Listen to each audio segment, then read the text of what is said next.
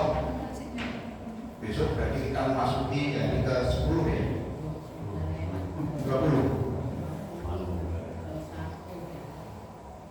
Sebagaimana kemarin saya sampaikan, saya ingin menyampaikan tentang surat Al-Ikhlas. Tapi sebelumnya saya ingin menyampaikan dulu yang pernah saya kaji di rumahnya Pak Wardi itu, kita ngaji Bulughul Maram dan Riyadhus Shalihin ya. Nah, di dalam kitab itu pernah saya jelaskan bahwa malaikat itu akan datang dalam majelis ilmu, dalam majelis taklim. Tidak ada keterangan bahwa malaikat itu datang di majelis zikir. Ini adalah majelis taklim, majelis ilmu. Insya Allah sebagaimana dalam kitab yang pernah kita kaji dulu dalam Bulughul Maram dan Riyadhus Shalihin, malaikat itu akan datang di majelis taklim, majelis ilmu semacam ini. Setiap ada majelis ilmu yang membahas tentang ilmu agama, malaikat datang menurunkan rahmat, memberikan rahmat kepada siapa? Kepada yang hadir duduk dalam majelis itu. Beda dengan majelis zikir. Kalau dalam majelis zikir itu tidak ada keterangan malaikat datang untuk memberikan rahmat. Karena itu saya tidak begitu demen kalau diundang dalam majelis zikir. Bukannya saya menentang, tapi saya tidak demen karena tidak ada keterangan bahwa malaikat datang dalam majelis zikir. Yang datang itu adalah malaikat dalam majelis ilmu, majelis taklim. Nah, ini adalah majelis taklim. Sungguh eman kita kalau ada majelis taklim kemudian kita menghindar segera pulang. Berarti kita moh dengan rahmatnya Allah yang diturunkan oleh malaikat. Karena ini kesempatan kita memperoleh rahmat Allah. Padahal Ramadan itu adalah katanya bulan penuh rahmat. Tetapi ketika kita ada peluang untuk memperoleh rahmat, kita menghindar. Bukan kita mendatangi tempat itu di mana datangnya rahmat, para malaikat berkumpul menyampaikan rahmat. Nah, saya masuk ke materi. Saya kemarin janji ingin menyampaikan tentang surat Al-Ikhlas. Enteng-enteng aja ngaji kita. Kalau berat nanti kuliah namanya. Enteng-entengan aja 5-10 menit. Surat Al-Ikhlas hafal kita semua. Qul huwallahu ahad. Allah Samad. Lam yalid wa lam yulad. Apa sih itu menapa, Bro? Qul huwallahu ahad. Katakanlah dia Allah itu ahad. Diartikan, diterjemahkan, katakanlah Allah itu Maha Esa. Terjemahannya kok Esa ya? Kok bukan satu? Kok bukan satu? Allah Maha Satu, bukan Allah Maha Satu, tapi Allah Maha Esa. Terjemahan itu pas. Dalam bahasa Indonesia menggunakan kata Esa itu pas, bukan kata satu. Kalau satu bahasa Arabnya apa, Pak? Wahid. Kenapa menggunakan kata Esa, bukan kata satu? Itu betul. Jadi terjemahan kita bahasa Indonesia itu betul. Allah Maha Esa. Sebab kalau satu, secara filsafat bahasa, satu itu terdiri dari satu. Satu utas tali, kalau kita potong, yang satu ini terdiri dari beberapa satuan. Betul. Satu utas tali menjadi beberapa satuan kalau kita potong-potong. Tapi kalau Esa itu tidak bisa dipotong-potong. Karena itu Allah tidak punya sekutu. Allah tidak punya sekutu. Ini kalau yang potongan tadi disambung jadi satu utas tali lagi. Jadi satu utas tali itu terdiri dari beberapa utas kalau kita potong-potong. Nah, Allah tidak seperti itu. Maka terjemahan menjadi Esa itu benar. Qul huwallahu ahad, katakanlah Allah itu ihsan. Itu betul terjemahan itu, tidak salah. Cuma kita yang nggak paham. Kita ini hafal, sering kalau tahlilan baca qul huwallahu ahad, maknanya ngopo? Jelas Quran sih beri penjelasan. Karena itu tahlilan itu, tahlil itu dari la ilaha illallah, la ilaha illallah itu adalah tahlil. Kok ada akhiran an? Saya tidak tahu. Siapa yang beri akhiran an kemudian jadi tahlilan? Jadi tahlil itu la ilaha illallah. Jadi orang yang melantunkan, membiasakan dengan kalimat zikir tahlil itu sesungguhnya mengasah hatinya, pikirannya untuk selalu ingat bahwa bahwa yang kita sembah hanyalah Allah, tidak ada ilah selain Allah. Nah, itu harus dimaknani. Jadi bukan sekedar kita kumpul-kumpul zikir.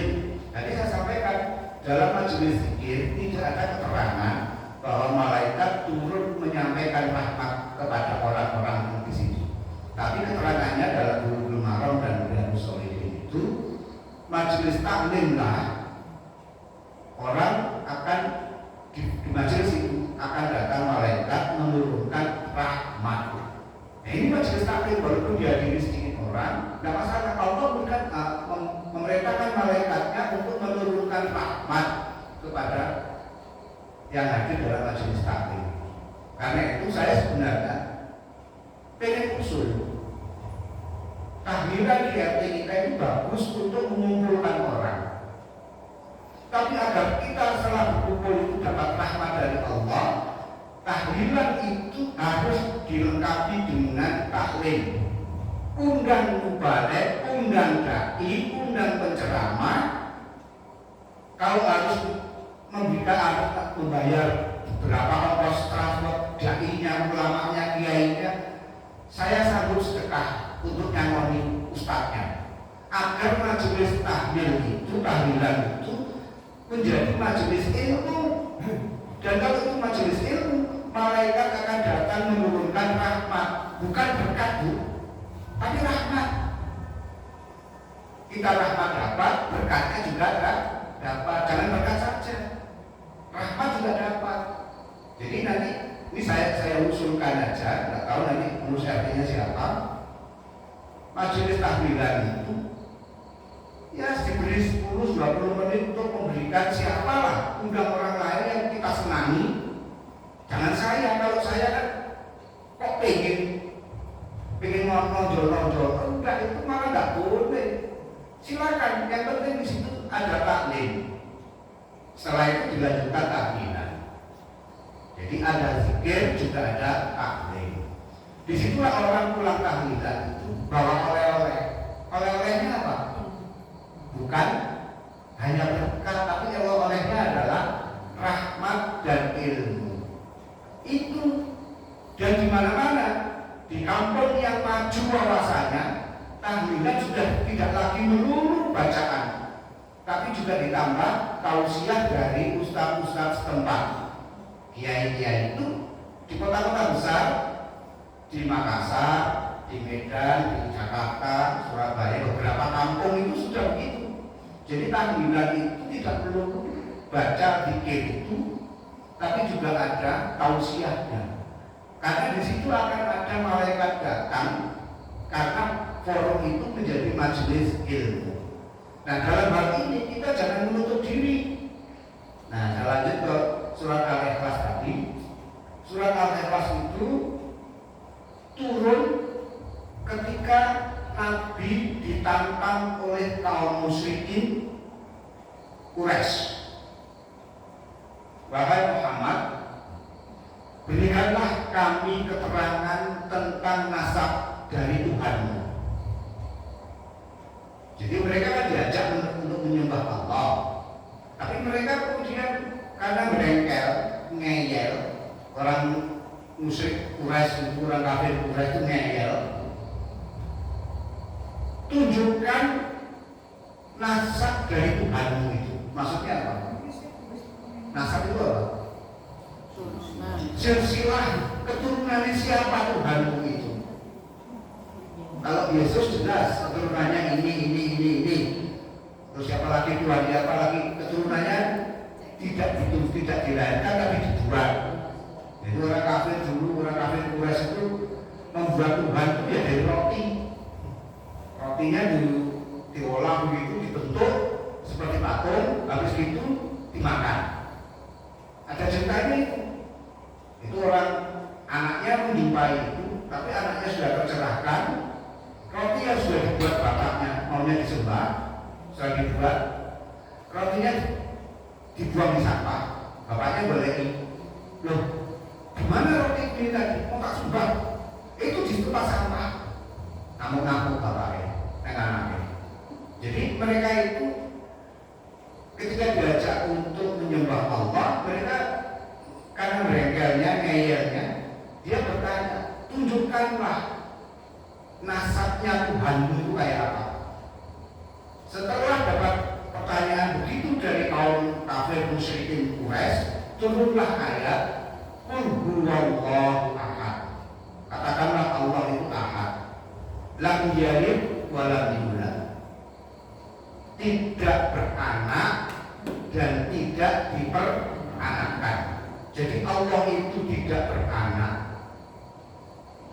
dan juga tidak diperanakkan, artinya dia tidak lahir Allah.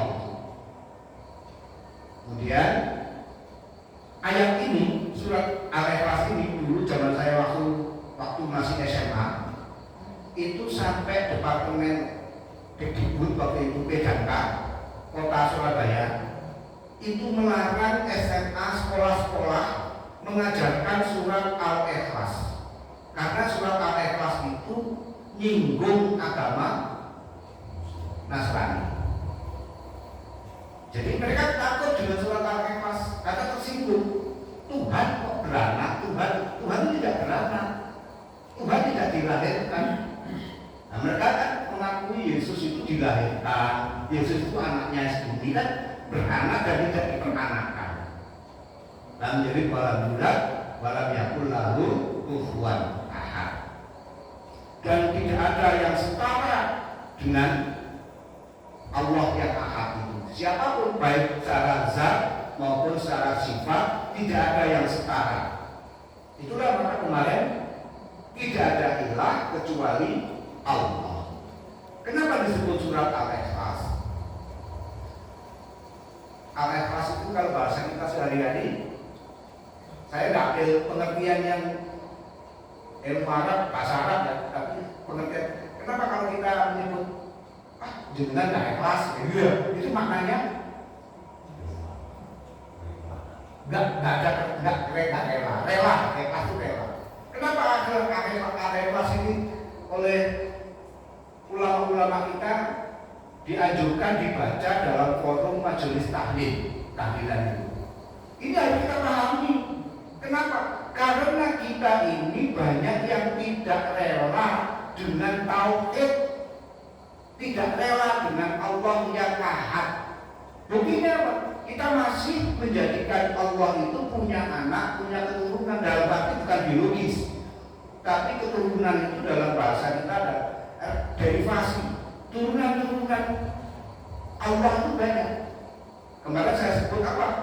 Jabatan, pangkat, dunia, anak, bojo, itu bisa jadi ilah. Nah kita nggak ikhlas. Kemudian masyarakat itu bisa jadi ilah. Masyarakat sekitar itu bisa jadi ilah. Kenapa kamu nggak melakukan ini? Kamu takut kamu dijemuk oleh masyarakat. Padahal yang ini itu benar. Tapi dia nggak mau melakukan yang ini, dia melakukan yang itu. Kenapa melakukan itu? Karena aku nggak melakukan itu, maka aku akan dijemuk oleh masyarakat, akan dikucilkan oleh masyarakat. Nah masyarakat ini sudah menjadi ilah. Gitu. Kemudian tadi saudara Allahus Somad, Allah tempat bergantung, Allah tempat kita meminta bergantung. Tempat kita bergantung ya harapan kita adalah Allah. Jadi tidak ada ilah-ilah selain Allah tadi yang saya sebut itu tidak bisa menjadi somad, tidak menjadi tempat kita bergantung, menaruh harapan tentang hidup kita. Kalau kita punya masalah, Bapak Ibu bergantungnya pada siapa? Memohonnya, memintanya kepada siapa? Kepada Allah, bukan kepada dukun, bukan kepada paranormal, bukan kepada wong pinter. Nah ada di murah mana? Kan dukun mana kok pinter? Atau sampean iki pasangannya kuburannya orang tuanya sampean? Ada itu. Dulu waktu ada pilihan lurah, ada orang sini jadi calon lurah, itu semedi di kuburan. Saya tahu, tidak usah saya sebut namanya. Saya tahu itu semedi di kuburan. Nah berarti dia telah menjadikan kuburan itu sebagai as-somat, tempat dia bergantung. Mestinya bergantungnya hanya kepada Allah. Begitu pula kalau kita ini sakit, punya masalah sakit, bergantung pada Allah, memohon kepada Allah kesembuhan. Ya Bapak Ibu, dua contoh dalam hidup ini. Satu teman saya ini namanya Dr. Muhammad Nur Hakim, saya sebut, itu di Jakarta ikut seminar, kena stroke, pecah darah di otaknya, banjir 70 cc di otak itu. Udah itu gak ada harapan, langsung di rumah sakit. Kemudian malam saya ditelepon oleh Pak Dekan saya, Pak Kus besok jumpa Pak Hakim. Terus carikan oleh teman-teman yang lain tiket. Berangkat saya ke Jakarta, nunggu sampai 3-4 hari itu. Kemudian disambung oleh teman yang lain gantian sampai 2 bulan kalau tidak salah. Itu meledak terus. Tapi karena istrinya ya teman saya, teman istri nggak hidayah. Saya waktu pulang itu menganjurkan, saya memberi pesan aja, Mbak Y, anak-anak sering membaca Al-Quran di sampingnya Pak Hakim. Bacakan Al-Quran, insya Allah nanti akan tumbuh kesadaran pelan-pelan. Dibacakan Al-Quran. Artinya apa? Bahwa ada harapan kuat kepada Allah atas kesembuhan suami bapaknya ini, ayahnya ini, namanya Pak Nur Hakim. Nah, yang kedua, dan sekarang sehat Bapak Fiat, beliaunya sembuh. Yang kedua, saya alami sendiri. Saya kena stroke 2019, pecah. Ini nyumbat belum sampai pecah. Pelan-pelan kita ikhtiar batin dan ikhtiar lahir. Ikhtiar lahirnya apa? Cari-cari obat, cari-cari pengobatan, macam-macam. Ikhtiar batinnya adalah berdoa dan takarrub ila Allah, dekat dengan Allah. Kemudian terakhir saya menjumpai ternyata efek positifnya adalah orang yang kena stroke penyumbatan itu sering-seringlah melakukan sholat untuk sujud. Di dalam sujud itu ada sel-sel otak kita yang tidak pernah dialiri oleh darah. Ketika sujud itu dialiri darah beberapa saat waktu sujud itu. Makanya kalau saya heran, kalau ada sholat cepat-cepat sujudnya Allah, itu darahnya belum mengalir di sel-sel otak yang memang sehari-hari tidak dilewati darah, tidak dialiri darah. Tapi ketika sujud itu dialiri darah. Ini diteliti oleh dokter di Amerika Latin, ada videonya, cari aja. Dokter itu meneliti tentang, dia ahli neurologi, dia meneliti itu, ternyata ada darah yang mengalir di sel-sel otak yang selamanya tidak pernah dialiri darah kecuali sujud. Akhirnya dokter ini masuk Islam karena menemukan secara ilmiah faedah keutamaan orang yang sujud. Akhirnya dia masuk Islam dengan disiplin ilmu neurologi. Nah, saya kira itu mudah-mudahan kita menjadi orang yang ikhlas menerima Allah, menjadikan Allah menjadi as-somad, bukan Abdul Somad ya, tapi as-somad Allah. Yang lain-lain jangan jadikan somad, jangan jadikan sandaran harapan. Harapannya adalah kepada Allah. Allah pasti akan menentukan yang terbaik buat kita. Saya masih optimis optimis saya akan sembuh. Ini tadi sholat imamnya aja saya coba-coba, saya beranikan ya segemeteran ya. Tapi kalau tidak saya latih secara fisik, kapan lagi kan? Saya lebih nikmat sholat itu menjadi makmum daripada menjadi imam. Tapi saya harus mencoba melatih fisik saya untuk menjadi imam. Karena saya tetap bergantung kepada Allah. Yang memberikan sakit itu Allah, dan yang memberikan kesembuhan itu Allah. Maka bersobatlah, bergantunglah kepada Allah. Saya kira itu sedikit saja, kurang lebihnya mohon maaf.